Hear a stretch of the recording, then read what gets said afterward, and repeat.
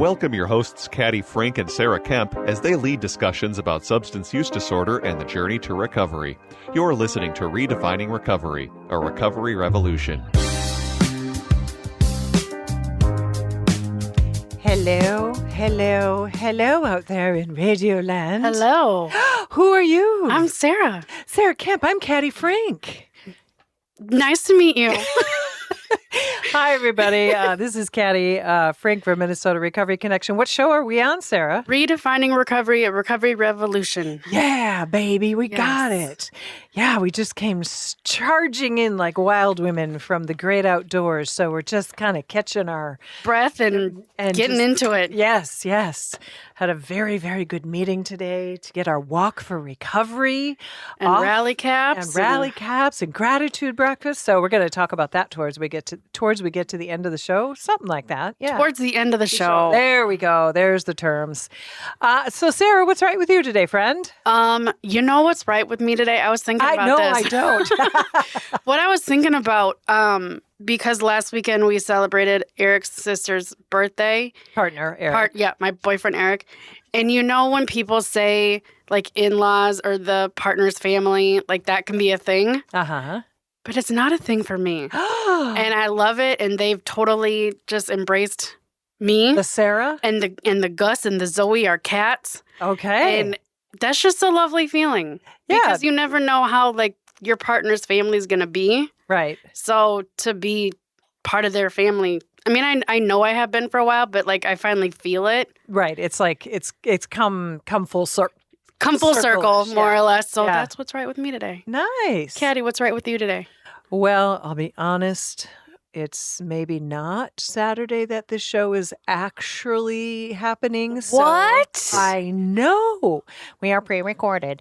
But it is raining, and I am so happy as a gardener, as every other gardener, and actually anybody who cares about plants and water. And the drought that we've been in. Yeah. I mean, this will barely take a tip off of it. But I woke up this morning, I lifted up a shade, and I was like, oh, there are puddles, there's drippage, there's plants going, hello. Good. I'm alive again. I think it's supposed to rain like the rest of the day. Yeah. No, and this is like the best thing that can happen, just a long, steady rain, because then the ground will absorb. I can get all geeky on this one. So it's good, relaxing weather when we're home. Yes. That's the way I see it. And we will be at some point. At some point. Depending on traffic. Yes.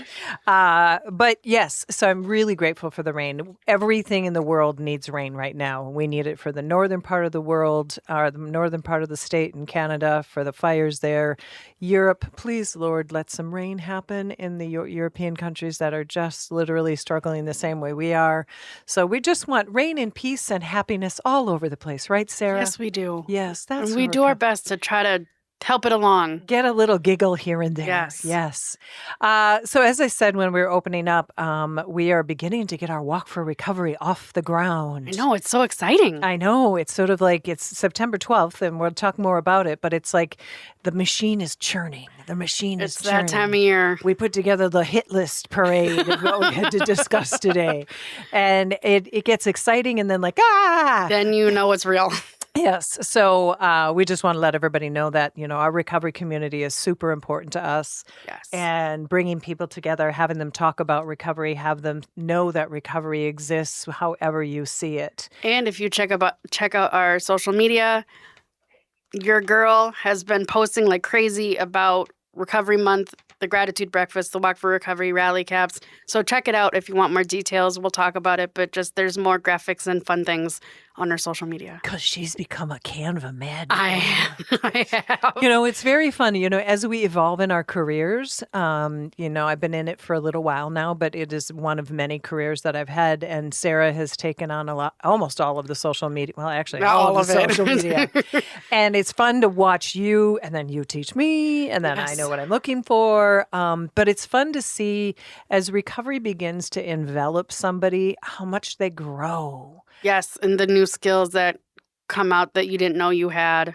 Or you're willing to develop. Yeah, that too. Yeah. That too. Because let me tell you, social media is its own animal. Because every time I got to do something a little bit different to keep people engaged but get the same message across, and Gotta get creative is Yeah. what it is. Mhm. Well, and I think about Rachel at work. Rachel, who is one of our navigators with AmeriCorps, Recovery Corps, and the idea that this is an individual that's just taken a big leap, Yes. a big leap, and to watch that happen and watch Tom envelop and develop and watch the people that we know, Darnell, you, I mean, all of us, myself included, Yeah. you know, when we first walked Our in. volunteers. Our volunteers, absolutely, 100%. Our class, our students, when you see people grow, and I had a great conversation too. I'll talk about that later. But it's exciting when people can believe that recovery can happen, that when you decide to take a look at your substance use disorder, and we're going to talk about mental health and substance use disorder today.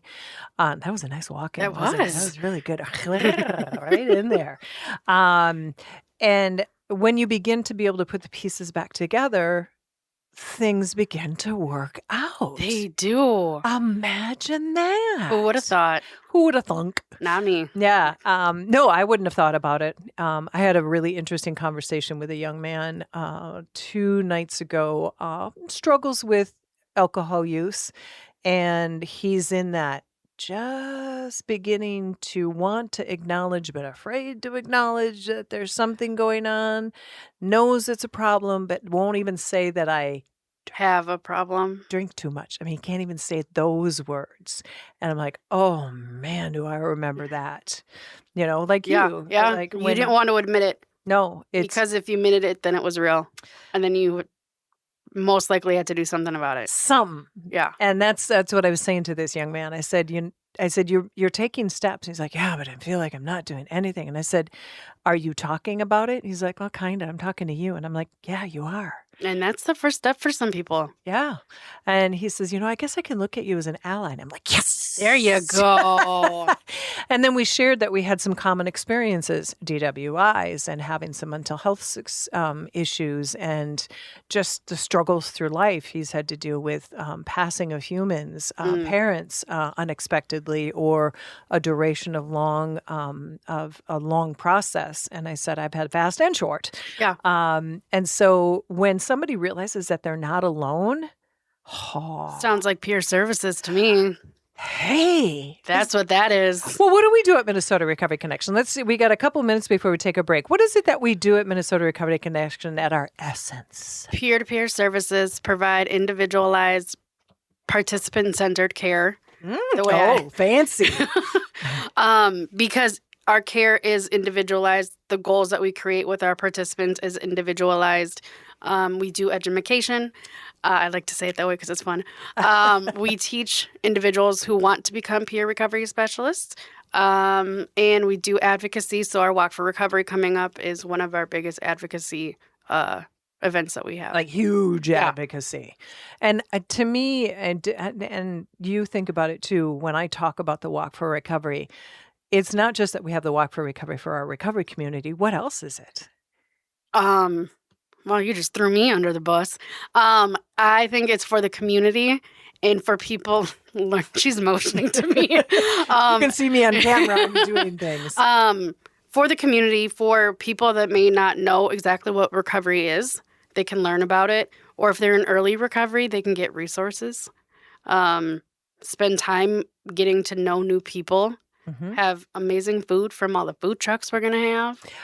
Also, I wanted to just, Because I always bring it back to food. I got to bring it back to food. The other thing that I think is also important, it's the allies to the recovery community. Oh, that's what you were trying to get me to say. I was working it. I was working. I was getting bigger. Because it's the allies that keep us alive. Yes. In a lot of cases. It's your Eric. It's my Eric. It's your now family that you feel like you are one of. Yep. Those are all people And my parents come every year. Yeah. And it's about building community where community doesn't even necessarily know where it fits. And I think if we invite all kinds of people, we get to say it's okay to not be okay, and it's okay to be fantastic. And somewhere in the middle. Yeah, because know? it is. So we're going to take our first break. We're just keeping on. It's a Sarah and Caddy show today, obviously. But we're going to come back and we're going to talk about mental health and co-occurring with substance use disorder and where those two play in a very similar sandbox many times. Sometimes one begets the other or the other begets the one is what I always say. So thank you for listening to Redefining Recovery, a recovery revolution here on AM 950. the Progressive Radio Station.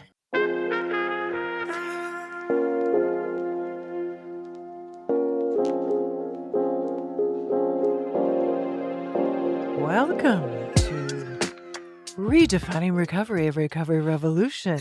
That was, again, we're getting used to some new music. We might have some changes in music's coming up. Her face just made me laugh, so I'm sorry.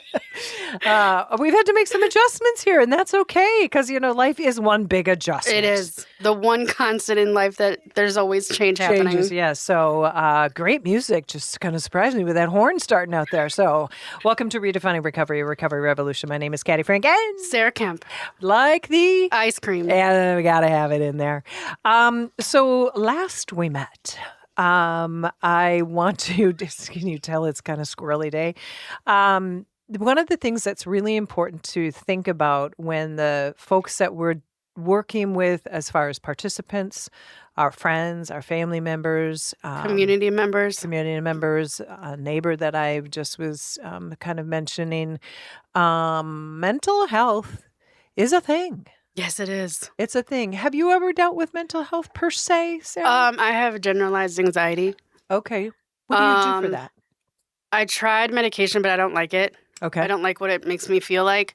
So what I do is color, or I do the paint by numbers, or I do the more artistic things because that helps me just mellow out. Yeah. That's honestly maybe partly why I'm much more of a homebody than I used to be.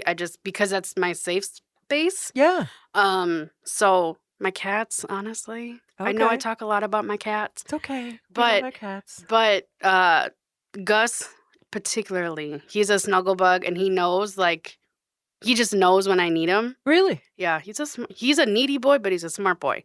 Okay. So we snuggle a lot. So he actually kind of picks up on your energy. even when I don't. Really? But he does. People think that, we have dogs that are real insightful. Cats are too. And of course, I've been a cat mom. I think we did the count. I've had 17 cats in my life. They are in their own way insightful. Each one is just like every human, every creature on the planet is different. But I believe in that too, because my Tigger will just come up and just flop right on my chest. I'm like, hello, how are you? Didn't know you needed her until you did. Well, and then it just kind of instantly, I'm distracted from whatever I was thinking about, because she's literally right in my face. But it's a nice way to just calm down. I think that's the magic of pets. Dogs, cats, fish, birds, whatever you have. Yeah. I think that's the magic of pets. Yeah, I can't disagree with that in any way.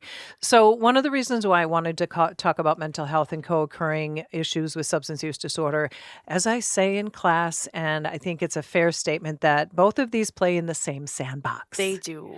And when more than we think. Yes, more than we think, and sometimes more than we're willing to admit. Yeah. And I know for a long time I struggled with depression based on a lot of things that happened in my past, but I would never sort of acknowledged it because I didn't understand it myself.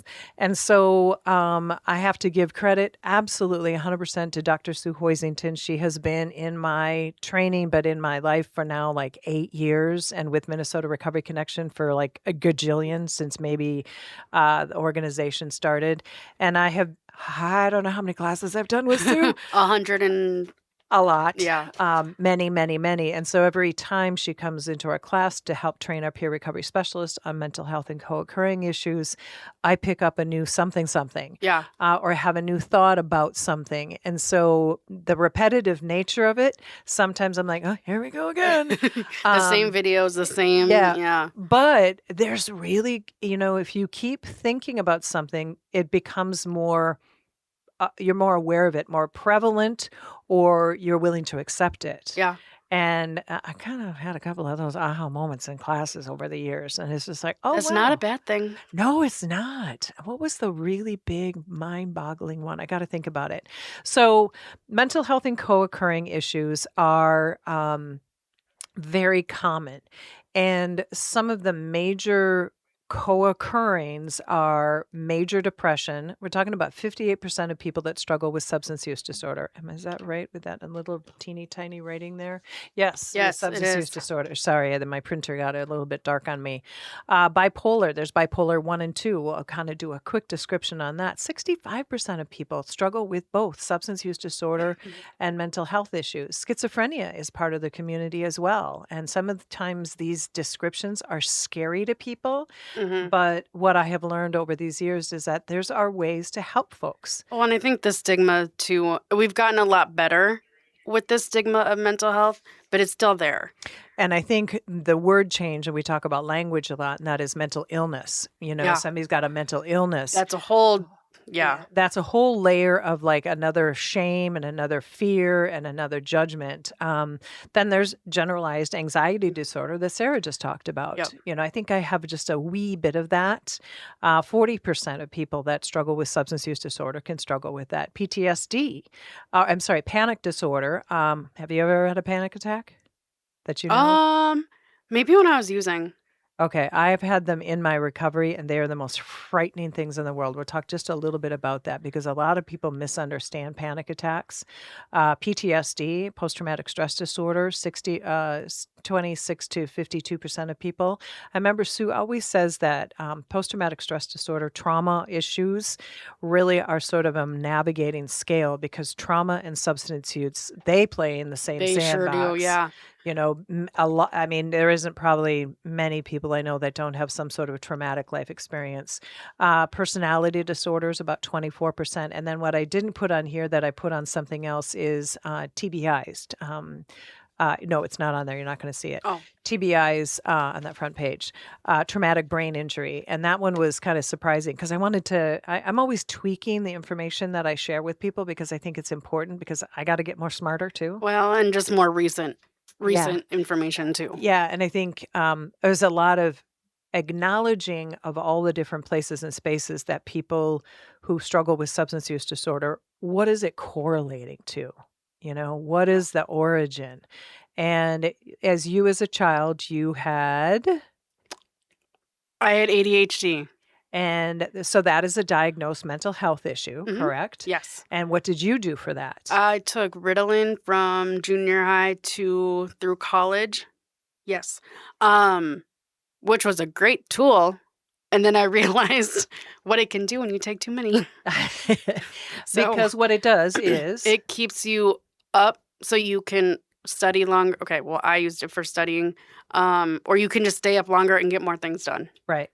And so here we have a great, fine line between being diagnosed with something and then having a medication. And that specific medication can be misused. It sure can because it's 1 or 2 molecules different than the drug methamphetamine.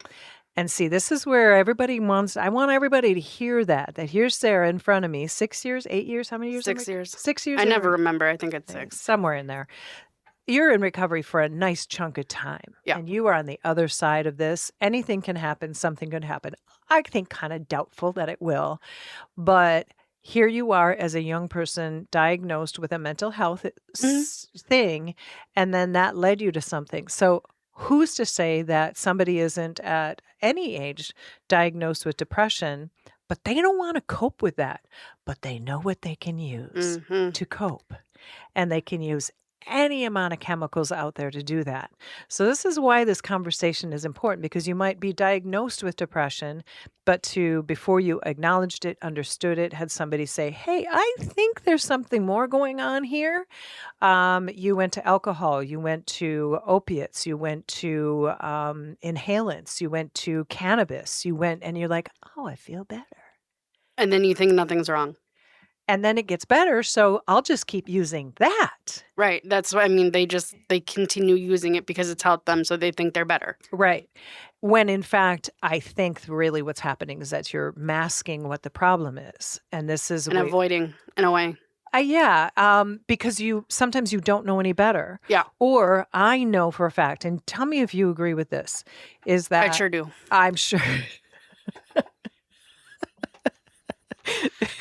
Generally, she'll agree with me, but she might on occasion disagree with me, which I really love when you do that. Is now you made me forget what I was going to say. Sorry. Man, see, this is what happens when we get kind of weird. Yes. And that is something I can't remember. Okay, I'm so sorry. I was going to say something. Sorry, folks. I wait a moment there. So what I want to talk about is depression. There's two different kinds of depression that I want to mention. There's persistent depression that might have been called dysthymia, or people might know as dysthymia back in the day. And this is persistent. So this is different from having a major depression. And this is when somebody might be feeling sad or low, or they've got a bad appetite or maybe a big appetite. They have low self-esteem. So that's persistent. And the way that Sue describes it that I think is important is that you're just kind of on a low grade, kind of poopy. And right? I believe like medications don't always work for persistent depression. They can, but or it's harder to it's harder to like find that that right place. Yep. And then there's major depression, and those carry all of the same kind of characteristics. But in this case, you're very depressed. You're majorly uninterested in anything. Heavy mood or mood swings. Maybe you have thoughts of death or just not wanting to be seen or heard. Or it has, and this is the way again Sue describes it. It has a major impact on your day-to-day life. Yes. That's the thing about these two different kinds of disorders. And I personally struggled with yet another one that my doctor diagnosed when my grandmother passed away, which I've mentioned a million times. I was like a different person. Yeah. And I went to see my doc. She's like, "What's going on with you?" And I said, I'm sad. And she said, "You've got situational depression. Yeah, you had a major impact in your life.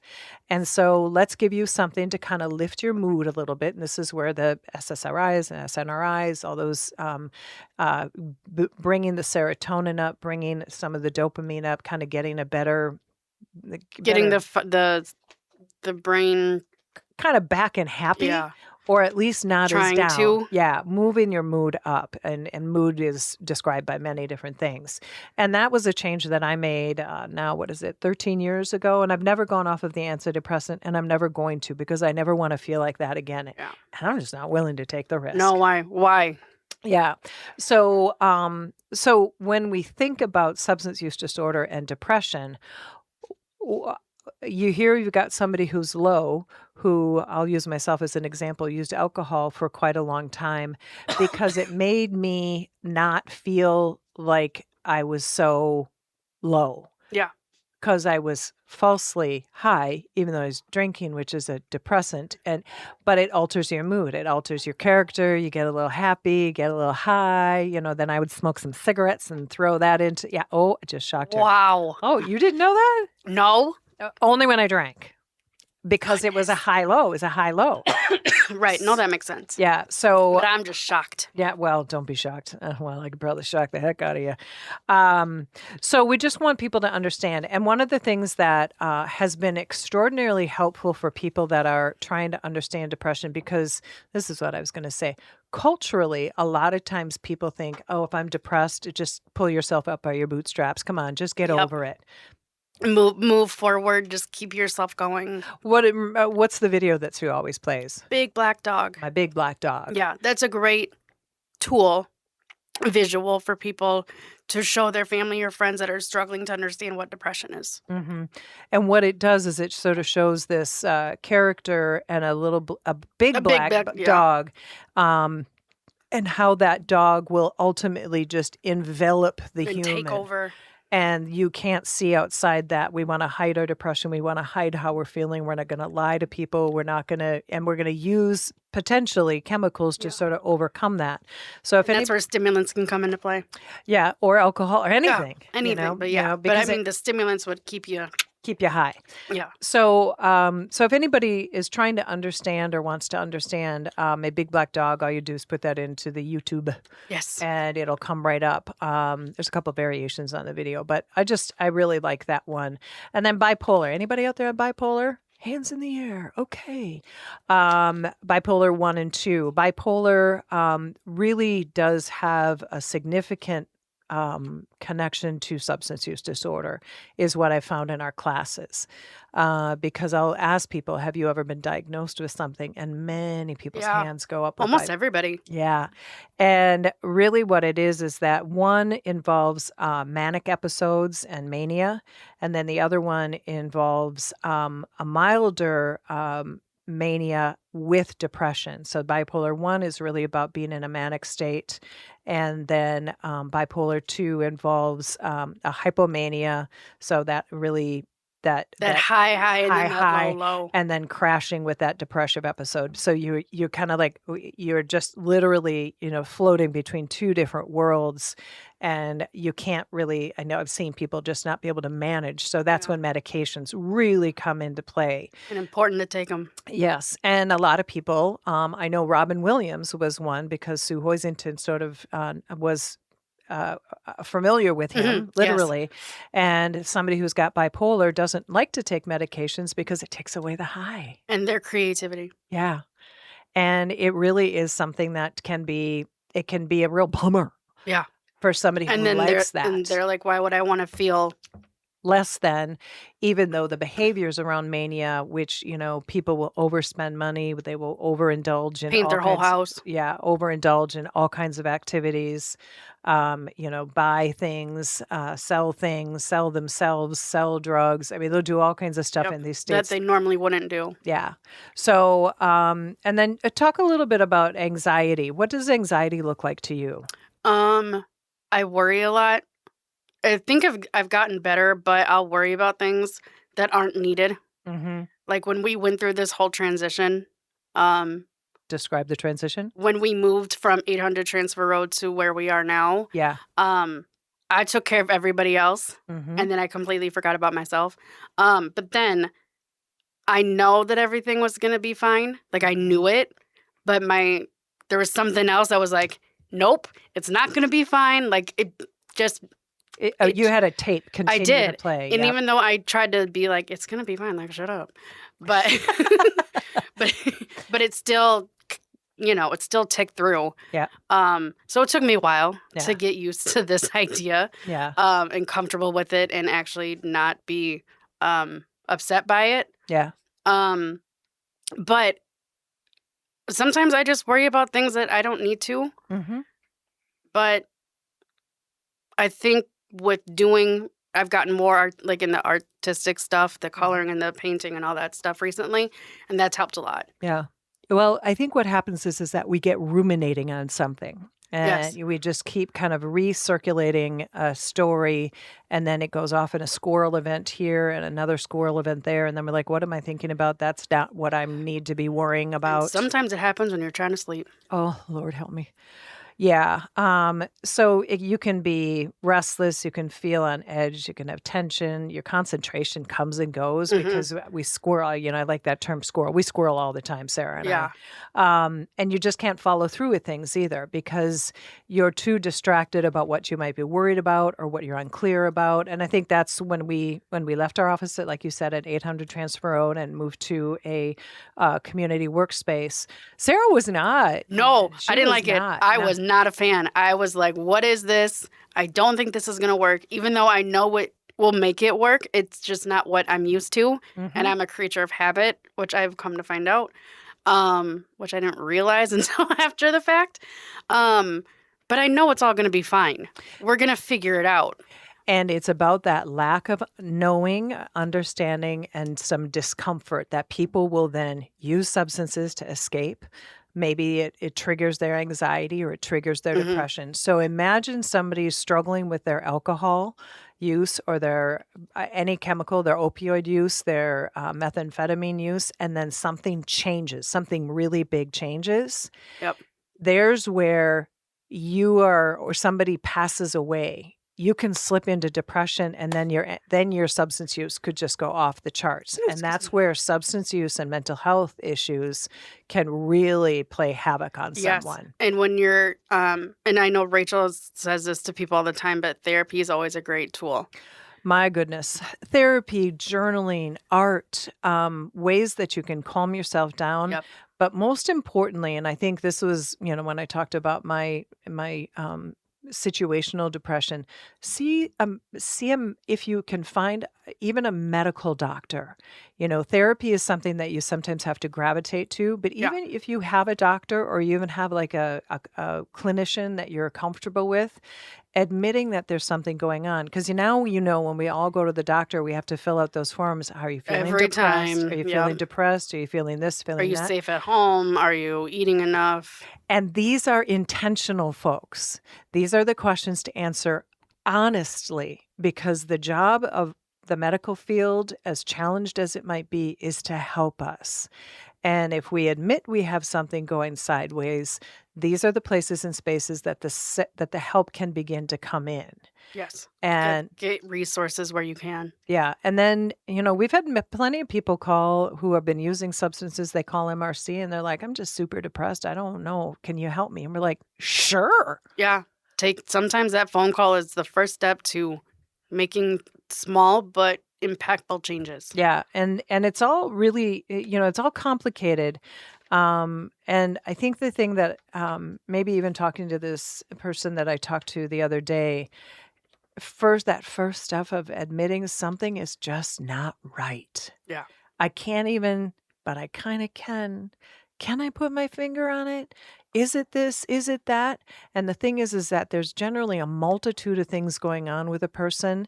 They're depressed, or they've got a work situation, they've got a trauma situation, they've got what they think is healthy using substances, alcohol or pot, or even opiates. But then all of those collide at some point where there's a big change that takes place. And this is where all of those things, when we talk about mental health and co-occurring issues and substance use disorder, they all play in the same sandbox. And that age-old question, what came first? Who knows? But we know they play together. Mm-hmm. And if you take care of one and take care of the other, then you're healthier. Healthier, yeah. And I think acknowledging one or the other. That too. But usually that takes somebody from the outside, which is where Peer Recovery Services comes in at Minnesota Recovery Connection, because sometimes people hear, they say, "Yeah, you know what, you're drinking too much, Caddy," or, "Sarah, you're just messing it up a whole lot." I sure did. I don't even know if that would be a way that That's you'd not how address you it. say it, but Probably not. I'm too old to figure that one out. But then all of a sudden you look in the mirror and you're like, yeah, this stuff ain't working. mm-hmm. We can be that first phone call. I don't really. And that non-judgmental conversation. Because why? We've been there. We know what it's like. And so we can understand what you're going through. And we can be that listening ear to help you figure out what is next for you. What do you want to be next for you? Mm-hmm. We're not going to tell you what to do. We're going to ask you what you want to do. And in that asking, sometimes people can answer their own question if they're given enough space to just talk. And silence sometimes. Silence. It's hard in my head. There's a lot going on in there. But it really sometimes is, you sitting with your cats, you doing some art, some of you just sitting outside looking at some trees. Yeah, because you love sitting outside in the summer. I did it last night. I was out. The temperature was dropping. I was like, oh, this is so pretty. I watered some plants, even though I knew it was going to rain. I just wanted to keep the kids alive out there. But I had both the cats out there, and I shooed one in because she was being kind of... But then Morky was running around, and he's like, play with me, play with me. Oh, sure. So I played with him, and then I just sat outside. It was, dusk, and it was getting dark. My little floater lights were coming up. Not floater, my little solar lights. There we go. Were coming on. I'm like, ooh, pop, pop, pop, pop. And I'm like, oh, it's just quiet. Yeah. It was just quiet. And sometimes with all of the noise that's going on and our phones and our faces, sometimes we just have to let quiet step in, because sometimes those are the places where the answers can come in. And just peace. Peace. Giving yourself permission to have some downtime. Oh, yeah, that's a big one, because My friend and I were just talking about this last night, how we're in a society where people feel guilt or shame for taking rest. Mm-hmm. Don't feel that way, or try not to, because it's important to take care of yourself. Yeah. Because if you don't, then you're not showing up for yourself or your family. And then Sarah would preach. Take care of yourself, self-care all day. Well, not all day long, Yeah, but not all day long. but it's important. Yeah. What it does is it rejuvenates us when we Yes. take the time and consciously do it.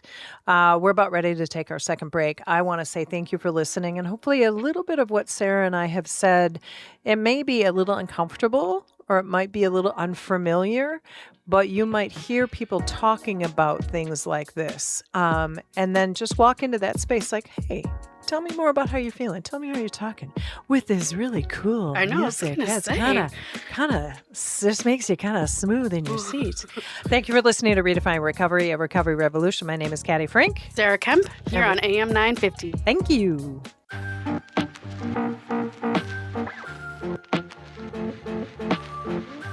Hello. Welcome to Redefining Recovery, recovery revolution here on New Music Radio. Hi out there in Radio Land. This is Caddy Frink, and Sarah Kemp. I just did a very interesting dance there because I was like, whoo, this is new. I love this. So what we want to begin to really talk about is our Walk for Recovery, our Rally Caps game, which is a twins game that we host, and our Gratitude Breakfast, because that is in what month, Sarah? Recovery Month, which is September. And what is the color for recovery? My favorite color, purple. Purple! Yay, purple! What we want to just tell you about is some of the sponsors. Sarah will go through the list that we have to date. Yes, These are ever changing. We got like 4 more. Thank you very much, all of you. Over the last few days, we are always looking for paid sponsors to come in to support Minnesota Recovery Connection, because these funds go to deliver the services that we give to people for free. We get to Educate. We get to do all these things that we believe in terms of education and advocacy and Peer-to-peer services. So, Sarah, who are our sponsors to date? So we are going to have Sponsors. more. We're going to start with sponsors. Okay. So we have Recovery in Motion, Missions Inc. programs, Conceptual Counseling, Vinland National Center, Horowitz Integrated Services, Fellowship Recovery, Step Up Program with Augsburg University, Pease Academy, Kowalski's, Native American Community Clinic, Fraser, Roots Wellness Center, A Way Out Sober Living, Canvas Health, Recovery Corps. Side note, they'll be on the show with us in a couple weeks. Just saying. Just plugging that one. Progress Valley, Alina Health, Minnesota Adult and Teen Challenge, North Star Behavioral Health Network, Minnesota Alliance of Recovery Community Organizations, Wayside, Alliance Wellness Center, Steve Rembler Hope Network, Hazelton Betty Ford Graduate School, Bold North Recovery, The Retreat, Metro Hope Ministries, Minneapolis College, Recovering Hope Treatment Center, RS Eden, Partners Behavioral Health. Wow. Brighter Days Recovery Center, Integrations Wellness and Recovery, Midwest Recovery, and Primo Paso, I think is how you say it. Mm-hmm. Sagent Health, Behavioral Health. I think that's how you say that one. Formerly known as Nystrom. We got March, the March Conference. I don't know what the... Yeah, no, I'm not sure either. We got Pathfinder Care, Avivo, Anu Chemical Health, and Minnesota Department of Health Overdose and Substance Misuse Prevention Unit. Wow. There we go. So That is actually up to date because we got the last 3. okay. Yep. So, and that is to this date. Yeah, like this morning. Yes. And so to be said, this is what we're talking about. When we have the Walk for Recovery, those are sponsors that we have coming in. We also, what I'm going to be naming is the organizations that are community tables. Yes. Folks, we are serious. This is a big event. This is 3,500, 4,500 people that come to the Walk for Recovery. It's about the walk, but it is much more about community. All these resources are there so people can navigate through it. They get to sort of meander. They get to have something to eat. And the thing about it is that you might be just recovery curious. You're like, oh, there's a lot going on in the recovery world. I don't have to know anybody. I don't have to say anything to anybody. I can just maybe grab some gimmies, get some candy, and just be anonymous if I want to. So some of the organizations that we're going to be having that are we call community partners are, let me start off with Serenity Kennel. Recovery is Happening, Rise Up Recovery, Indigenous Peoples Task Force, Narcotics Anonymous. Wow, that was hard to say. Area 14 Gamanon, so that's Gamblers Anonymous, Codependency Anonymous, Recovery Telecare LLC, Minnesota Community Care, Riverland Community Health, the Recovery Church, Anything Helps, the Recovery Space, AA St. Paul and Suburban Area Intergroup, Minnesota Hope Dealers Organization, African American Survivor Services, Recovery Cafe Anoka County, Gen Mobile Free Phones. Okay, cool, wonderful. I was like, that confused me for a minute, but free phones are so important for people that do not have phones in the recovery community. Real Recovery, Smart Recovery Mankato, Full Vested Recovery Movement, Another Chance for Hope, Jack Pine Outdoors, Thrive Family Recovery Resources, Begin Anew, Just Hope, Twin Cities Recovery Project, Inc., Silver Sobriety. And I have another list. And there's more. Overeaters Anonymous, Unity Intergroup, Wild Hearts Adventures, Into Action, Open Cities Health Center, Calvary Life Recovery, Amethyst Recovery Solutions, Recovery Community Network, Continuum of Care, Lighthouse Beginnings, Voter Registration, Salvation Army Adult Rehab Center, Against All Odds, Recovery and Reentry, and Minnesota Recovery Connections Peer Advisory Council. Whoo! And there's one, I don't know how to say it, so I'm going to spell it. Okay. Because I don't want to, So it's CHODAIKO.